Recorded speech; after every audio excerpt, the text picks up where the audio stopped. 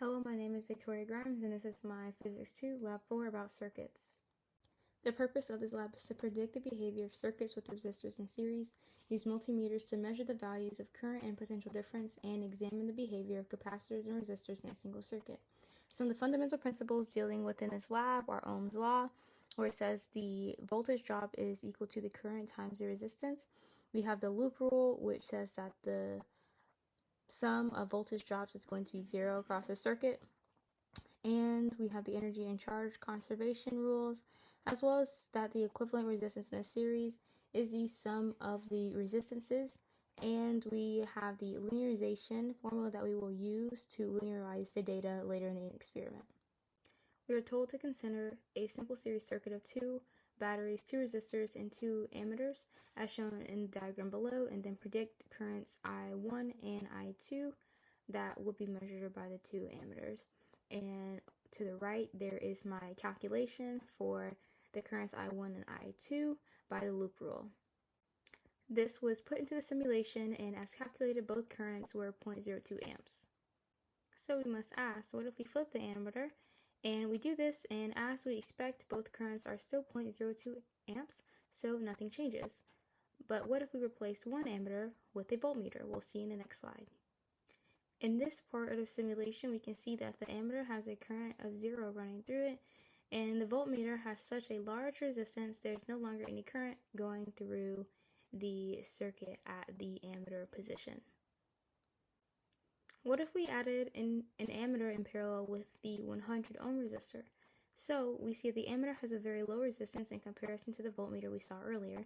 This means that almost all of the current goes through the ammeter instead of the 100 ohm resistor, effectively lowering the total resistance of the circuit from 147 ohms to just 47 ohms. And if we do the loop rule calculation now, we get that the current is 0.06 amps, and that is what we ended up measuring. Here we calculate the potential difference for each portion of the loop: A to B, B to C, C to D, D to E, E to F, F to G, G to H, and HA. And we see that the potential difference between A and B is 3, potential difference between C and D is negative 0.96, and the potential difference between E and F is negative 2.04. Provided on the left is a graph where we can see that the potential difference is 0 at the beginning and 0 at the end, and that the overall potential difference is 0. And we're able to calculate the resistance of each element using our data from the previous measurements, and we get these roundabout measurements for our resistances in each piece. For the wire, ammeter, the 47 ohm resistor, and the 100 ohm resistor. And when we attach the voltmeter, we alter the circuit, so why doesn't the ammeter reading change? The voltmeter has a very high resistance, so very little current flows through the voltmeter. Here we're working with RC circuits, and specifically a 10 ohm resistor. On the left we have the bulb connected in series to a battery and a capacitor, and then on the right we have the charged capacitor discharging to light up the bulb, and we have these times at the bottom, and the time difference here has to do with the experimental error when I was trying to configure the model. This is an RC circuit instead with a 20 ohm resistor. On the left we have the bulb connected in series to a battery capacitor, and on the right we have a discharging situation. And for these cases you can see that the times were significantly longer.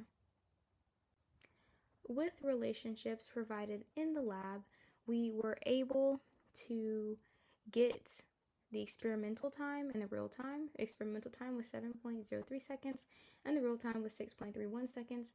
And after we plotted the information above, we got the graph below, and so the inverse of the slope of the equation on the graph provides the experimental time dependence, and I already noted the real time, and the V0 in this situation was 9 volts. Finally, conclusion discussion. So what if we were doing this lab in real life using an actual ammeter instead of our ideal simulated ammeter? What's different about a real ammeter, and how would it affect the circuits you hooked up to? A real ammeter does not have zero resistance, so when the ammeter was connected to a resistor in parallel, some of the current would have gone through the resistor. In the virtual experiment, none of the current went through the resistor since the ammeter's resistance was considered to be 0. And what if you were doing this lab in real life and used a real battery to charge a real capacitor with no resistor in the circuit? How quickly would our ideal model predict the capacitor to reach full charge, and would this prediction happen in real life? If there was no resistor in the circuit, our model would predict that the capacitor would change or charge instantly. However, real-life batteries have internal resistance, so the capacitor would not actually charge instantly.